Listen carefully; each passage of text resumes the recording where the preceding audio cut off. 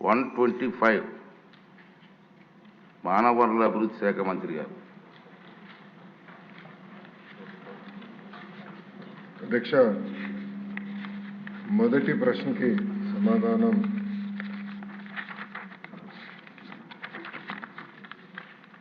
మొదటి విడత కింద 15,713 పాఠశాలల్లో ఈ కార్యక్రమం చేపట్టడం జరిగింది.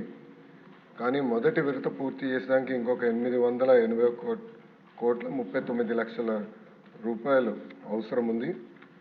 రెండో విడత కింద 22,311 పాఠశాలలో పనులు చేపట్టడం జరిగింది. కానీ ఇది కూడా పూర్తి చేసేదానికి 3,907.75 కోట్ల రూపాయలు అవసరం ఉంది.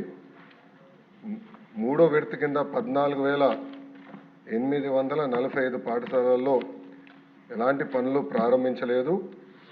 ఆ పాఠశాలలో ఈ కార్యక్రమం పూర్తి చేసేదానికి 3,088 కోట్ల రూపాయలు అవసరం ఉంది. రెండో ప్రశ్న వివరాలు. నిధులు కేటాయింపులు ఖర్చులు ఎనెక్షర్ 1లో జతపరిచాం. మూడో ప్రశ్నకి సమాధానం, గత ప్రభుత్వం 900 కోట్ల రూపాయలు పెండింగ్ బిల్స్ పెట్టడం జరిగింది. ఈ కార్యక్రమం పూర్తి చేసడానికి 7,877 కోట్ల రూపాయలు అవసరం ఉంది. గత ప్రభుత్వం ఈ కార్యక్రమంలో చేపట్టిన ప్రభుత్వ పాఠశాలల్లో 72,117 విద్యార్థుల సంఖ్య తగ్గుతాం కూడా జరిగింది.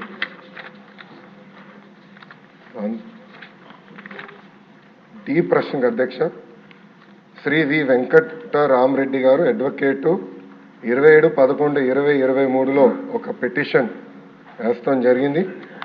ఆ పిటిషన్కి సంబంధించిన ప్రాథమిక దర్యాప్తు రిపోర్ట్ MDAPEWIDCకి వస్తాం జరిగింది.